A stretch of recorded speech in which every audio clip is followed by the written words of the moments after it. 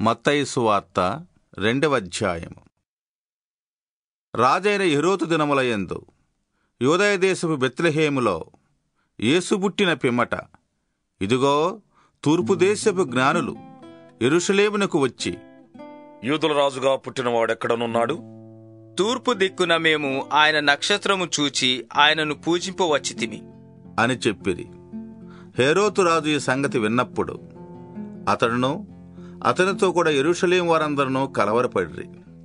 కాబట్టి రాజు ప్రధాన యాజకులను, ప్రజలలో నుండి శాస్త్రులను అందరినీ సమకూర్చి, క్రీస్తు ఎక్కడ పుట్టును అని వారిని అడిగాను. అందుకు వారు, యూదయ బెత్లెహేములోనే. ఏలయనగా, యూదయ దేశపు బెత్లెహేమా, నీవు యూదా ప్రధానులలో ఎంతమాత్రమును అల్పమైన దానవు కావు.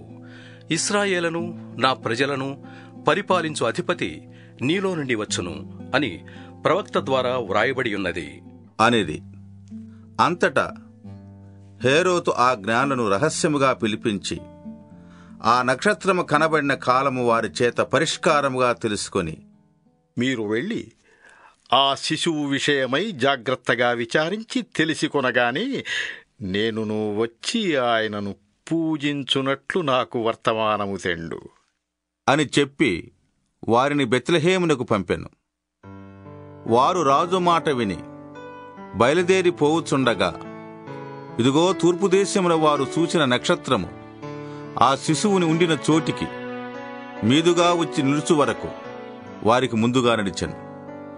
వారు ఆ నక్షత్రమును చూసి అత్యానందభరితులై ఇంటిలోనికి వచ్చి తల్లి అయిన మరియను ఆ శిశువును చూచి సాగిలపడి ఆయన్ను పూజించి తమ పెట్టెలు విప్పి బంగారమును, సాంబ్రాణిని, బోళమును కానుకలుగా ఆయనకు సమర్పించిరి. తరువాత హేరోదు నొద్దకు వెళ్ళవద్దని స్వప్నమందు దేవుని చేత బోధింపబడిన వారై వారు మరియొక మార్గమున తమ దేశమునకు తిరిగి వెళ్ళిరి.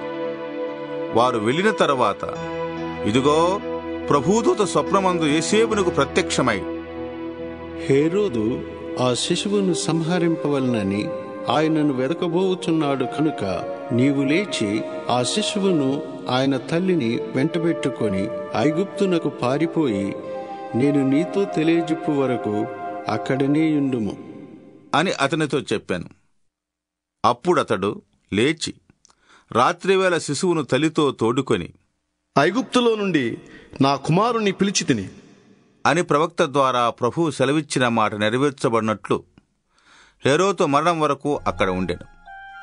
ఆ జ్ఞానులు తన్ను అపహసించిరని హేరోదు గ్రహించి బహు ఆగ్రహం తెచ్చుకొని తాను జ్ఞానుల వలన వివరముగా తెలుసుకున్న కాలమును బట్టి బెత్లెహేములోను దాని సకల ప్రాంతములలోనూ 2 సంవత్సరములు మొదలుకొని తక్కువ వయస్సు గల మగపిల్లలందరినీ వధించెను. అందువలన రామాలో అంగలార్పు వినబడెను, ఏడ్పును మహారోదన ధ్వనియు కలిగెను. రాహేలు తన పిల్లల విషయమై ఏడ్చుచు వారు లేనందున ఓదార్పు పొందనొల్లకై ఉండెను అని ప్రవక్త అయిన ఇర్మియా ద్వారా చెప్పబడిన వాక్యము నెరవేరెను.